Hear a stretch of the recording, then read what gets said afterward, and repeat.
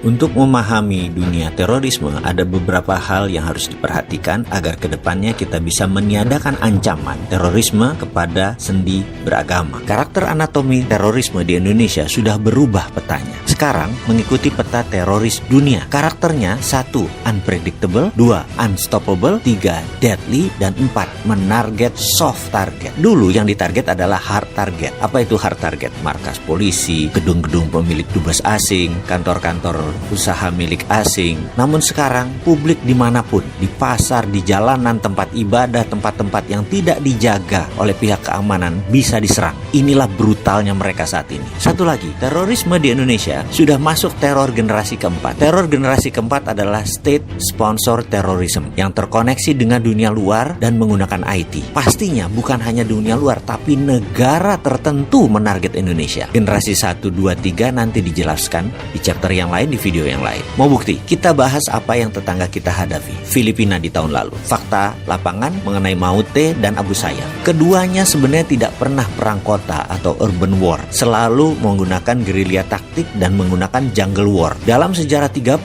tahun rebelnya mereka itu, tahu-tahu Maute sekarang serang terbuka di kota Marawi. Urban war, perang kota. Lah kok bisa? Ada 1000 tentara yang mendadak melakukan perang kota dan semuanya pengalaman lagi. Apa yang terjadi? Ternyata ini semua tentara impor. Ini semua mercenaries, tentara bayaran. Ini semua private army. Cara perangnya modern, taktik perangnya modern, senjatanya modern. Inilah yang disebut perang generasi keempat. Berbasis IT, berbasis sosmed, dan disponsori oleh sebuah negara. Bahkan tentara Filipina yang pada saat itu di lapangan lebih dari 10.000 pasukan tidak bisa menguasai Marawi. Bahkan hingga detik ini, casualties atau korban lebih banyak di pihak Filipina. Bahkan 15 pertama tentara Filipina yang mati semuanya di sniper.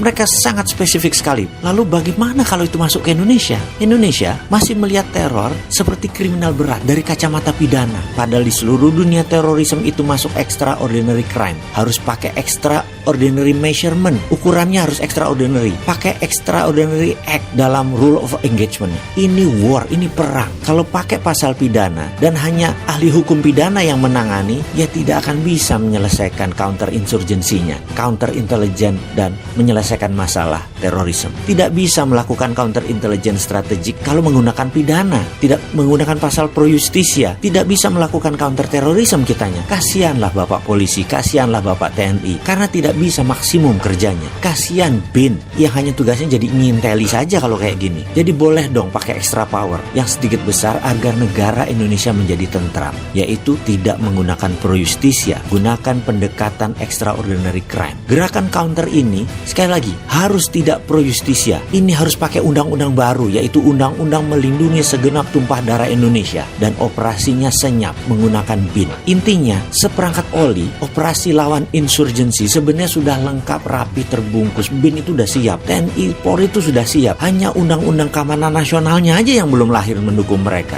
Oh iya, satu lagi yang harus kita ingat. State sponsor terorisme itu tersering pelakunya adalah Amerika. Dan sekedar mengingatkan, Amerika itu tidak pernah menang melawan insurgensi taktik. Sebenarnya kita sudah siap mengcounternya. Kedepan kita harus menjadi negara damai tanpa pengaruh ideologi asing yang suka berperang. Selesaikan mereka semua.